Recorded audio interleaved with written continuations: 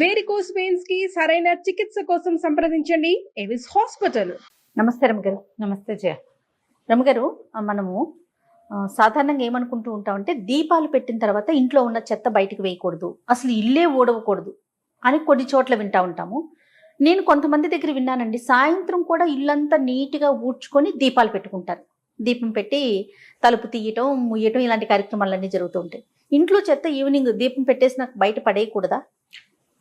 ఇవేంటంటే జనరల్గా ఎలా ఉంటాయంటే జయ, ఏ విషయమైనా ఒక అందుకు మొదలు పెడతారు, ఒక పాయింట్ మీద ఇది స్టార్ట్ అవుతుంది, అలా ప్రచారం అవుతుంది.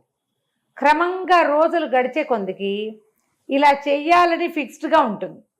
ఎందుకు చెయ్యాలి ఎందుకు చేయకూడదు అనే జస్టిఫికేషను సమాధానము చెప్పబడదు. తరాల వెంబడి వెళ్ళేసరికల్లా ఇలా చేస్తే అదేదో అయిపోతుంది, అలాంటివి కూడా వస్తాయి. మనకి కరెంట్ వచ్చి ఎన్నేళ్ళు అయి ఉంటుందంటావు? ఒక 70-80 ఏళ్ళు అయి ఉంటుందా సుమారుగా. మా చిట్టుగూడూరుకి 70s వచ్చింది. 77 దివిసి 30 తర్వాత మొత్తం స్తంభాలన్నీ పడిపోయినాయి. అప్పుడు నా 40 వాట్స్ బల్బు, మాది పెద్ద పెద్ద హాల్స్, మావి గుడ్డి దీపాల్లా ఉండేవి. గుడ్డి దీపాలే, ట్యూబ్ లైట్లు బాగా తర్వాత వచ్చిన అవి ఎప్పుడు టపటపలాడుతూ ఉండేవి. అంతకుముందు పెట్రమాక్స్ లైట్లు అవి ఉండేవి. నేను నా విషయం ఎందుకు చెప్తుందంటే ఇది గొప్ప వ్యవహారం అని కాదు. 70sకి ముందు మనకి కరెంటు చాలా తక్కువ. 70కి ముందు, 70 ఎక్కడుంది? ఓ 100 ఏళ్ల క్రితం ఉందా? ఏం లేదు, మొన్నే 50 ఏళ్ల క్రితం కదా. ఇప్పుడు మనం పాటించే చాలా ఆచారాలు పద్ధతులు నిన్న మొన్న ఏర్పడిన సోషల్ మీడియా ప్రచారం వల్ల వచ్చినవే కాదు. లోకసహజంగా పెద్దవాళ్ళందరూ చెప్తే చేసేవి మనం. అంతకుముందు మనకేముండేవి? దీపాలు ఏదో ఆముదం దీపాలు. కిరోసిన్ వచ్చి ఒక 100-150 సంవత్సరాలు అయింది. కిరసనాయిలు 100 ఏళ్ళ పైన అయింది. కిరోసిన్ పోసిన చిన్న చిన్న దీపాలే.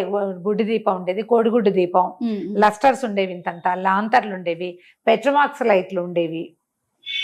ఇళ్లలో చిన్న దీపం వెలిగించుకుని పెందరాళి అన్నాలు తిని చిన్న దీపపు వెలుగులోనే చేసేవాళ్ళు. సాయంకాలం అనగానే 6 దాటిపోవాలా, సూర్యాస్తమయం అయ్యాక దీపం వెలిగించేవాళ్ళు. ఈ దీపం వెలిగించుకున్నాక దుమ్ము రేగొట్టి ఇల్లు ఉడిచామనుకో, ఆ దుమ్ము ఎట్టిపోయిందో నీకు కనపడుతుంది? కనపడదు.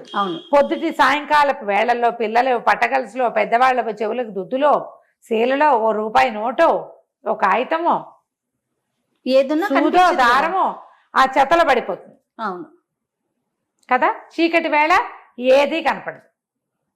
అందుకని చీకటి వేళ ఊడ్చద్దు. క్రమంగా అది విధి చెబోచకూడదు అన్నమాట. నిషేధంగా ఊడిస్తే కొంప మునిగిపోతుంది అని పుట్టించారు. మనమే పుట్టించుకుంటాం జయ. మొదటి వాళ్ళు అలా చేయలా. రాత్రి వేళ ఈ పనులు చెయ్యొద్దు అని చెప్పేవారు. దాన్ని మనం అసలు ఖచ్చితంగా ఫాలో అవ్వాలని క్రియేట్ చేసేసుకుంటాం. సాయంత్రం అయ్యేసరికి దీపాలు పెట్టుకోవాలి, దీపం పెట్టుకోవాలి. వాకిళ్ళు ఊడ్చి ఇల్లు ఊడ్చుకుంటాం. మేము కూడా హాలు ఊడ్చేసుకుంటాం జయ. నేను ఇంట్లో సాయంత్రం పూట ఊడుస్తాను. సూర్యాస్తమయం లోపే ఒకసారి ఇట్లా అతురు సంధి వాకిళ్ళు చిమ్ముకోవటం అనేది ఒక పద్ధతి. నువ్వు అడుగు సాయంకాలాలు వాకిళ్ళు చిమ్ముతారు లేదో వాళ్ళ ఊళ్ళో? చిమ్మరు, కొన్ని ఊళ్ళలో చిమ్మరు. చిమ్మి చక్క ముగ్గు పెట్టుకుంటారు అమ్మగారు. వాకిలు చిమ్మి సందె ముగ్గు అనేది. వాకిలు చిమ్మటం, దొడ్డు వాకిలి, వీధి వాకిలి తుడుచుకొని. మా కజిన్ హైదరాబాద్లో ఉండే మా కజిన్ కూడా అలాగే చేస్తుంది. సాయంత్రం అయ్యేసరికల్లా వాకిలు తుడిచి ముగ్గేసుకుంటుంది తను. ఊళ్ళల్లో అలవాటు, మా ఊళ్ళల్లో ఉంది సందె వాకిళ్ళు చిమ్మటం అని. సాయంకాలం ఒక చీపురు వేసుకోవటం మా ఇంట్లో చిట్టుగుడులోనూ అలవాటు ఉంది, నాకు ఇప్పటికీ అలవాటు ఉంది. హాలు అండ్ దేవుడు గదేవి ఊడ్చేసుకుంటాను నేను. ఉంటే నేను ఇంట్లో ఉంటే తుడిచేసుకున్నాక అప్పుడు దీపం పెట్టుకుంటాం. అప్పుడు కాళ్ళు చేతులు మొహం కడుకోవడం, ఓ చెంబు నీళ్ళు పోసుకోవటము, అప్పుడు దీపం పెట్టుకోవటము, ధూపం వేసుకోవటము, హాల్లో వాకిట్లో లైట్లు వేయటము. సాయంత్రం పూట దీపం పెడతారా రమ్మగారు మీరు? ఇంట్లో ఉంటే. ఇంట్లో లేకపోయినా నేను 7 గంటలకైనా 8 గంటలకు వెళ్ళిపోతాను. ఎప్పుడు వెళ్తే అప్పుడు 7-8 లోపల వెళ్తే పెట్టేసుకుంటుంది. మరి 9-9:30 అయితే పెట్టను. కానీ సాయంకాలం 7-8-7:30 అంతే. 8 దాటితే చెయ్యను. అప్పటికి భోజనాల వేళ కూడా అయిపోతుంది. ఏదో రాత్రి ఎక్కిపోయిన ఫీలింగ్ వస్తుంది, పెట్టుకుంటాను. అని చాలా మందికి అలవాటు ఉంటుంది. ఇప్పుడు ఇది దీపాలు పెట్టేశాక ఇల్లు ఉడ్చుకుంటే బాగుండదు. అందుకని లైట్లన్నీ వేశాక ఇల్లు ఉడ్చుకోవద్దు, ఇల్లు వాకిలు ఊడ్చేసుకోండి, వెలుగుండగానే వాకిలు ఊడ్చుకోండి అంటారు. ఇప్పుడు కూడా బాగానే ఉంటుంది. ఇప్పుడు ఏంటంటే ఫుల్గా లైట్లు అన్నీ వేసుకుంటాము, దుమ్ములు అన్నీ మనకు క్లియర్గానే కనపడతాయి. చేసుకోవచ్చు. దానివల్ల కొంప మునిగిపోతున్నాను అనుకో, శుభ్రంగా లేదనుకో ఏం చేస్తాము? తప్పదు కదా. తప్పదు కదా. నేనేం చేస్తానంటే చీపురు ముట్టుకోకూడదు అని మా అక్కయ్య సిద్ధాంతం. రాత్రి చీకటి పడ్డాక చీపురు ముట్టుకోకూడదు. దాన్ని నేను సాటిస్ఫై చేయడానికి నా దగ్గర ఒక ప్లాన్. చెప్పండి రమ్మగారు. ఒక చిన్న ఇప్పుడు ఇవాళ కర్రలు వచ్చి ఒక చిన్న ఫ్లాట్ గా వస్తుంది, అవునవును. క్లాత్ ఇట్లా తుడుచుకోవచ్చు. నేను వంటిల్లు హాలు చెత్తగా ఉన్నాయి, నేను చేయలేదు, 8 అయిపోయింది, దీపం పెట్టడం ఇప్పుడు అని అనుకున్నాను అనుకో, బయటకెళ్ళాక ఒకసారి హాలు కిచెన్ ఆ గుడ్డదాంతో లాగేస్తాను చెత్త పక్కకి, ఇల్లు క్లీన్ గా ఉంటుంది. చీపురు తీయను. చీపురు పట్టుకోరు. చీపురు పట్టుకోకూడదు అంటే ఏం లేదు, అదొక బ్రెయిన్ లో ఫిక్స్ అయిపోయి ఉందా. అంతే అంతే. అవసరం అయింది, 10 మంది అయ్యాం భోజనాలకి, ఇల్లు ఉంచుకోవాల్సిందే. ఖచ్చితంగా కదా. ఇప్పుడు పిల్లలు లేరు కాబట్టి సరిపోతుంది, పెద్ద పిల్లలు అయిపోయారు కాబట్టి. ఇప్పుడు చిన్న పిల్లలు ఉన్నారనుకోండి, మొత్తం చించి అంతా పోసారనుకో తప్పకుండా ఊడుకోవాలి కదా. దానివల్ల ఏదో అయిపోతుంది అనుకోద్దమ్మా.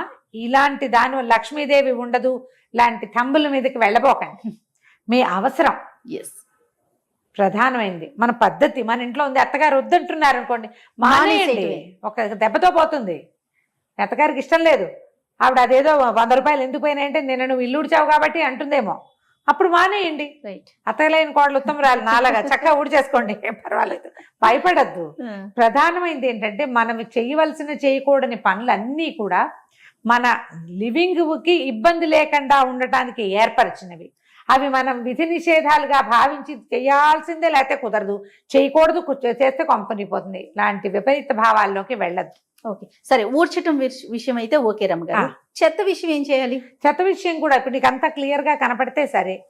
కాదండి, చెత్త బయటికి వేయకూడదా? వెయ్యరు సాధారణంగా. ఇప్పుడు చెత్త బయటకంటే ఎక్కడ వేస్తావో చెప్పు. డస్ట్బిన్ తీసి మనం గుమ్మం బయట పెడతాం. గుమ్మం బయట పెడితే ఏదైనా కుక్కో పిల్లో ఎలకో పడేదా? మరి కాదు రమ్మగారు, ఇప్పుడు అపార్ట్మెంట్స్ లో మనం ఈవినింగ్ చెత్త తీసి బయట పెడితేనే వాచ్మెన్ వచ్చి తీసుకెళ్తాడు కదా. ఎర్లీ మార్నింగ్ పెడతాం. మరి మాకేమో ఈవినింగ్ ఏం చేయమంటారు చెప్పండి? పెట్టేయండి, ఏం పర్వాలేదు,